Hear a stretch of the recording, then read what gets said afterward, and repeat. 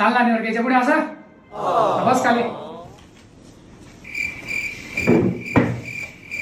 Sir आणजी पाहिले काय केलं तुम्ही?